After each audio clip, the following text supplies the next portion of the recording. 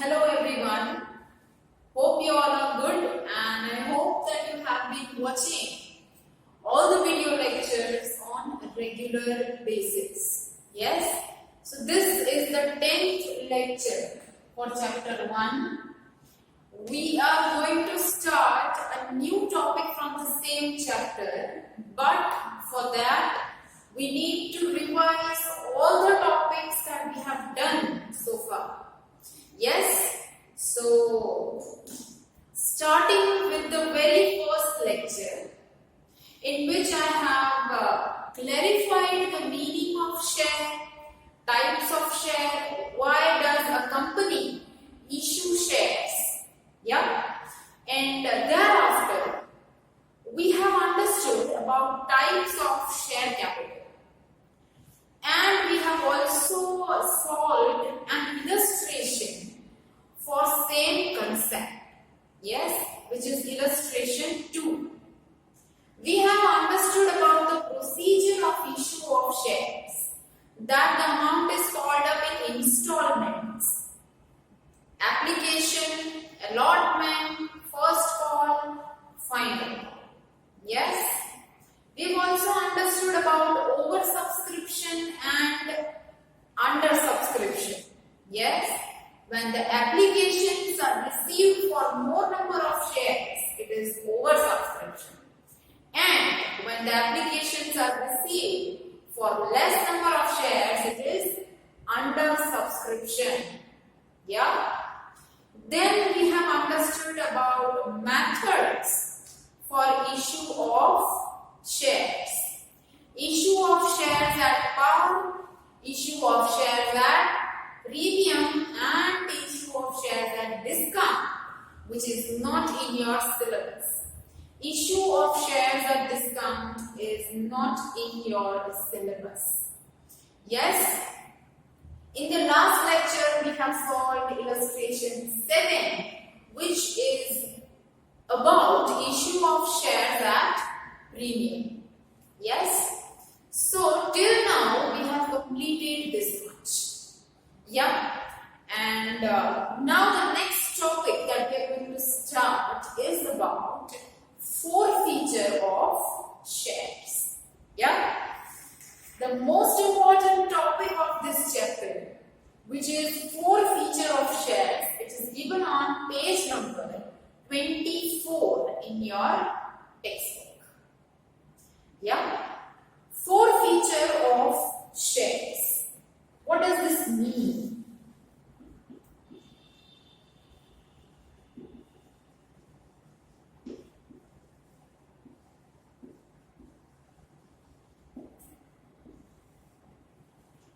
I forgot to mention that we have also understood the concept of calls in arrears and calls in advance. Yeah. Okay, so coming back to the topic, forfeiture of shares. What does this word mean, you might be thinking?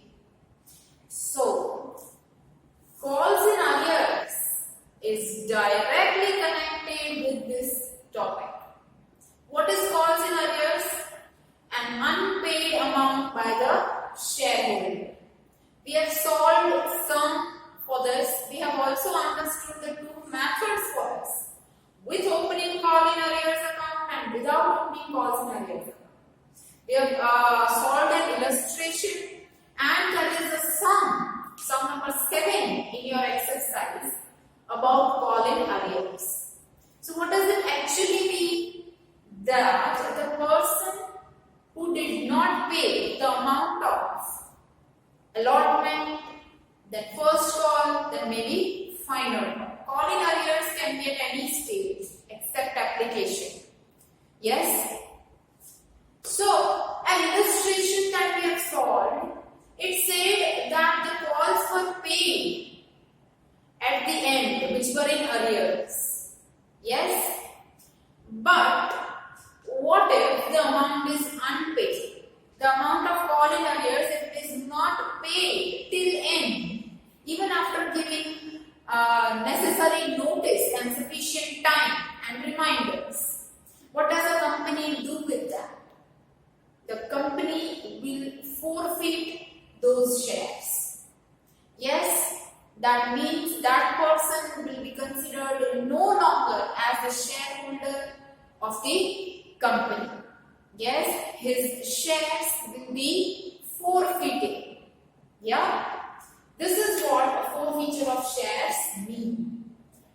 Consider a simple example for understanding this topic from the very beginning. Say for example, the company has issued 30,000 equity shares.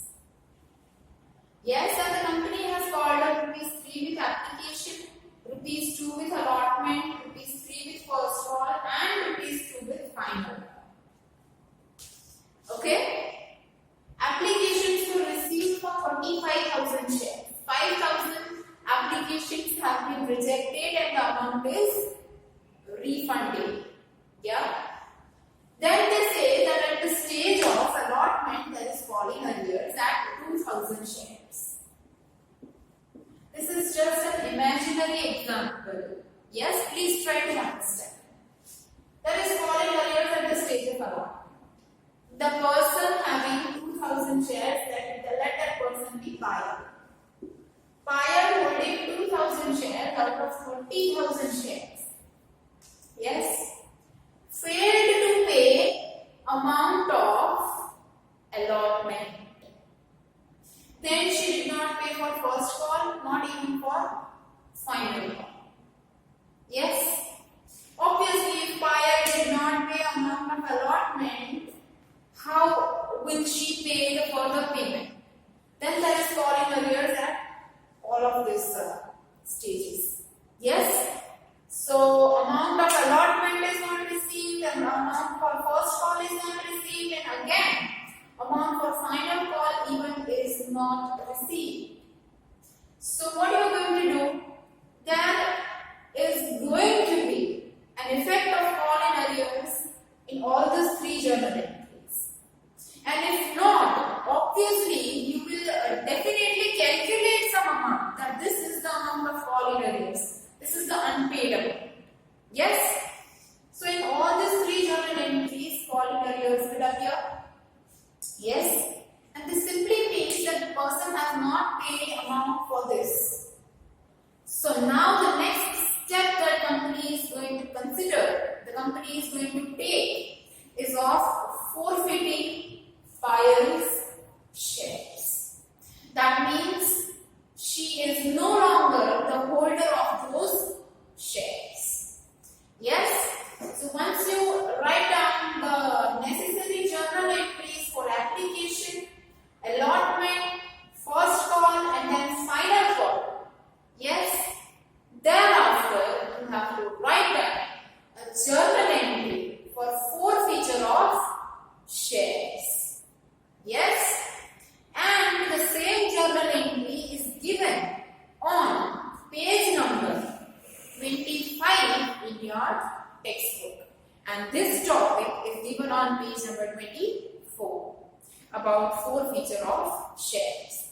The journal entry for the same is given on page number 25. So let us understand how to write the journal entry for forfeiture of shares. When shares are forfeited, yes, I am reading on page number 25, the first journal entry for forfeiture of shares. When shares are forfeited, the following entries are passed in the books of company under different situations, of which first situation is when shares are issued at par or at premium and full amount of premium is received. When the shares have been issued at par, this is the journal entry for forfeiture. When the shares are issued at premium and the amount of premium is received completely, then too the journal entry is going to be the same. So this journal entry is for this cases. Now let us read the journal entry. It says share capital account debit. For the first time, you are going to debit share capital account. Yes? Why? Because the shares are forfeited. Always remember, whenever you write the journal entry for forfeiture of shares, share capital account is always debited.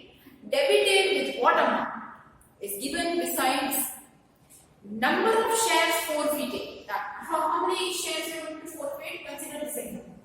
2000. Yes, you are going to forfeit 2000 shares. Yes, into amount called per share on capital account. Whatever the face value of share is, yes, if it is 10 rupees, and if 10 rupees has been called up by the company, 10 into 10. If 6, then 6. If 8, then 8. It will be clearly mentioned in the question. So, share capital account debit, number of shares forfeited into amount called. Then, to forfeited shares account.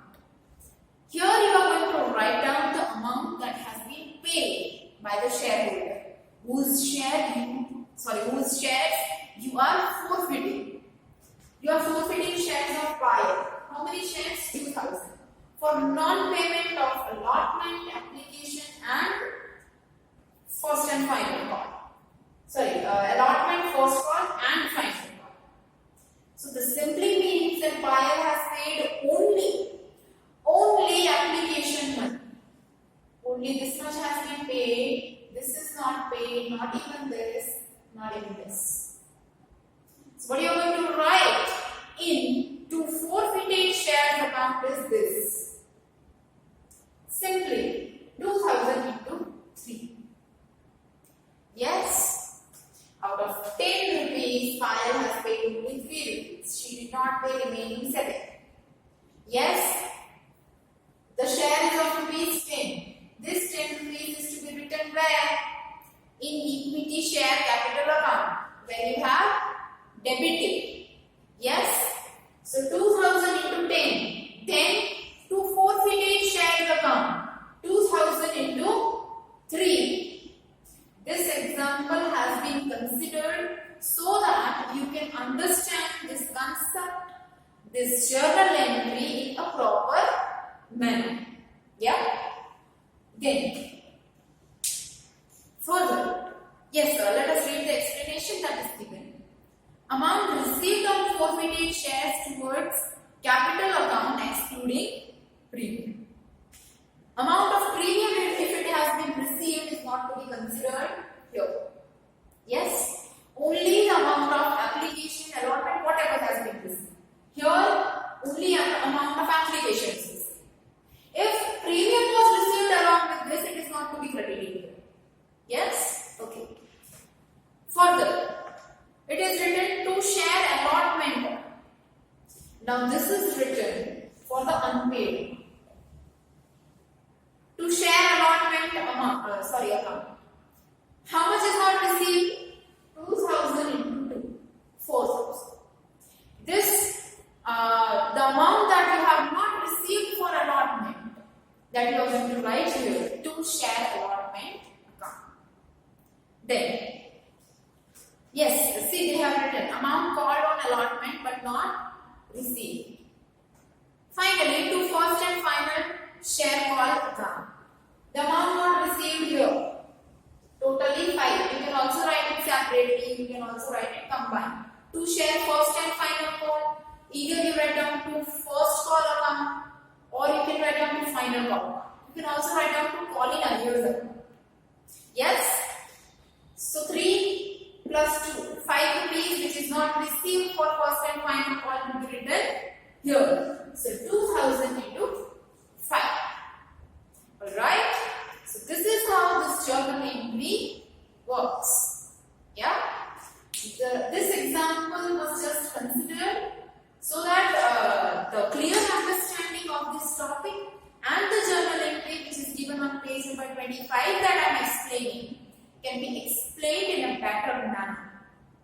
Yes? So I repeat this journal entry.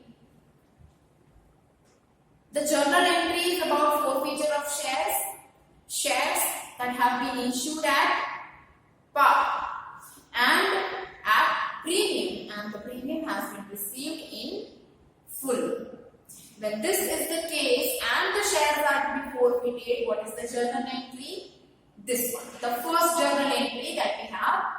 understood.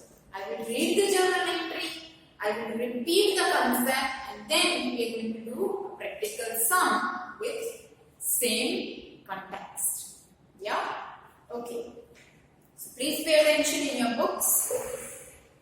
The first case, when shares are issued at par or at premium and full amount of premium is received. Share capital account debit. Here you are going to write the amount of, number of shares into amount called that. Let us apply it here. 2000 into 10. Yeah, you are going to write down 20,000. Then, to forfeited shares. In forfeited shares, always we are going to write down the amount that has been received by the company from shareholder. Only application money has been received. Rupees 3 on 2000 shares. So 2000 into 3, 6000. Then, to share allotment account, the amount of share allotment which is not received. 2000 into 2, 4000. Yes? Then, to first and final share call account, the amount of share calls that has not been received. 3 plus 2, 5. Where it is 2000 into 5, 10,000. You have debited 20,000 and also credited 20,000. 6,000, then 4,000 and then 10,000. Alright? So this is how the journal entry for share forfeiture is to be written. Yeah? We have just understood the first case.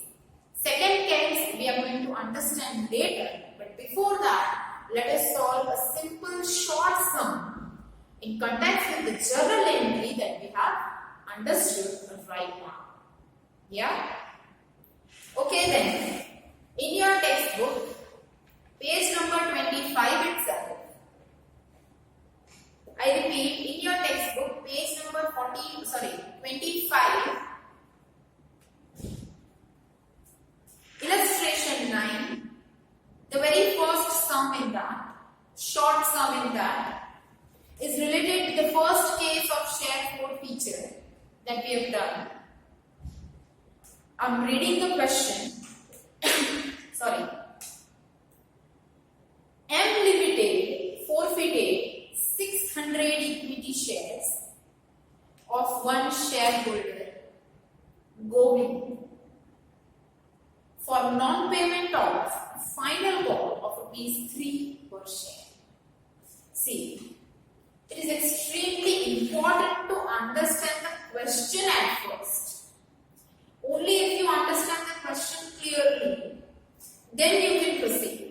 If you don't understand the question, then how is it possible for you to write down the journal entry? Yeah? So clear the picture in your mind. Yeah? The company has forfeited how many shares? 600 shares. Of whom? Govind. Why? For non-payment of final call of rupees 3 per share. Govind has not paid 3 rupees of final call. And Govind is having how many shares? 600. 600 shares have been forfeited by company. Company had called up rupees 10 per share.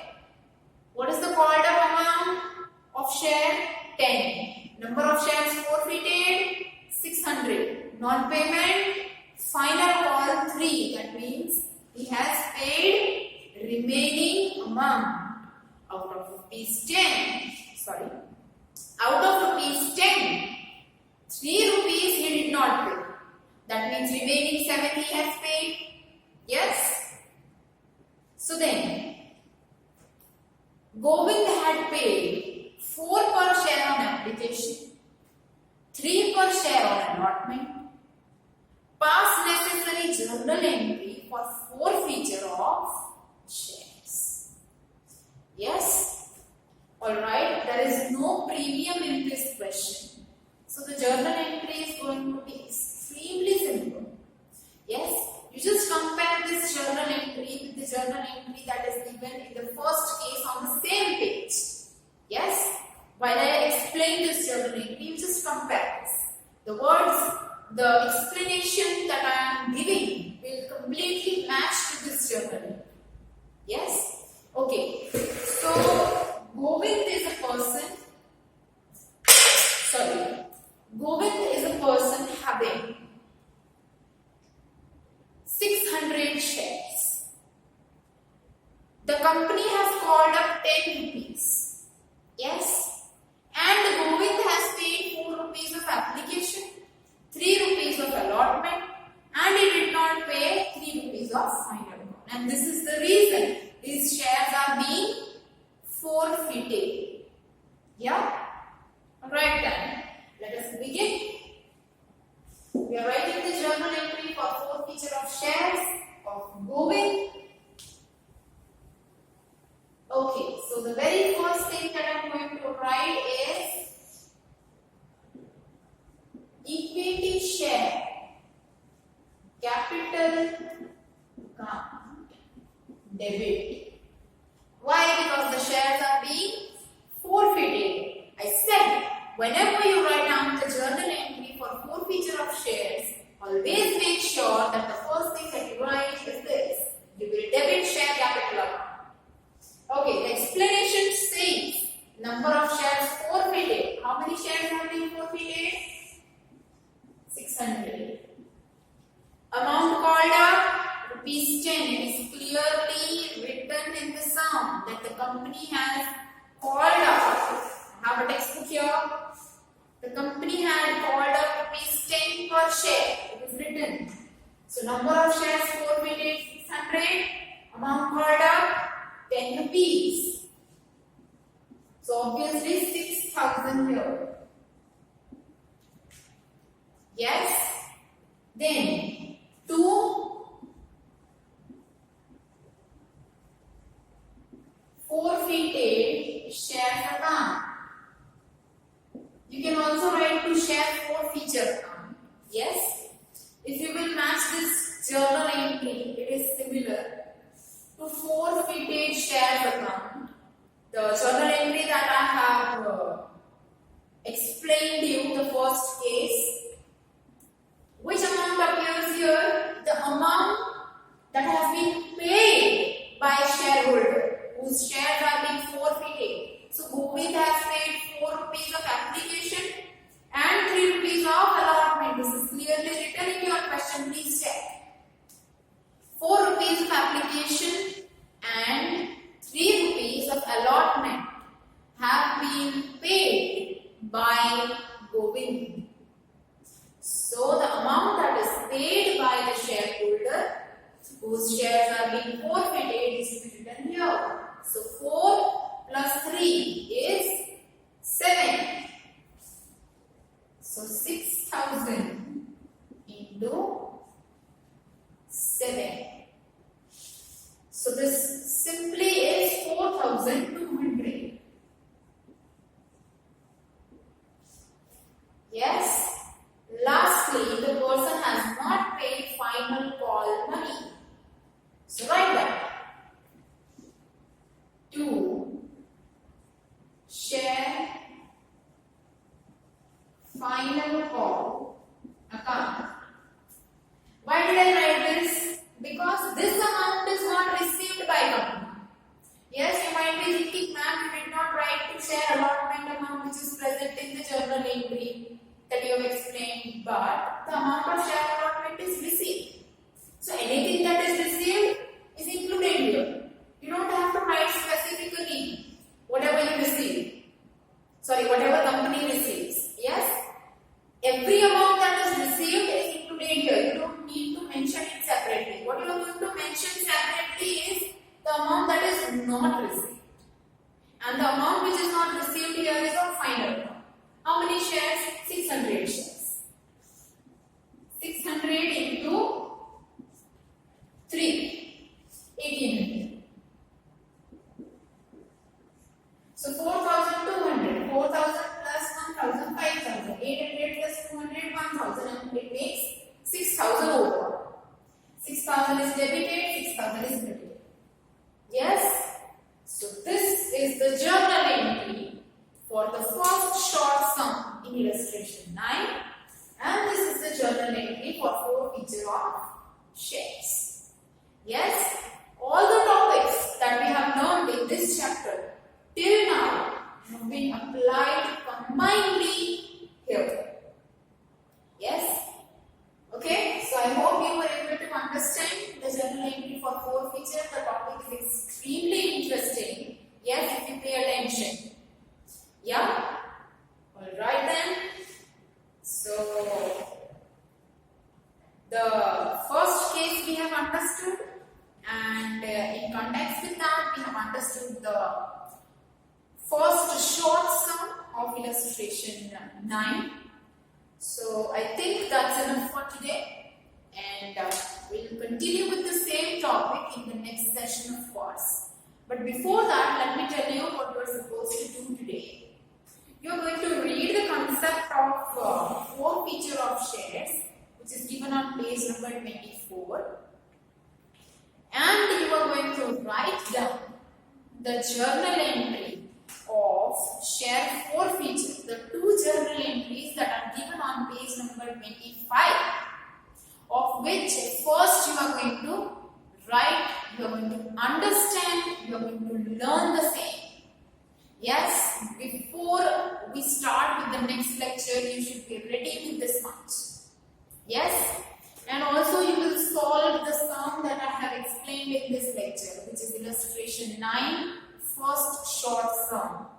The topic is really interesting, but the important thing is to learn basic. Yes, if you are not able to solve this short sums, we also have a concept ahead of this.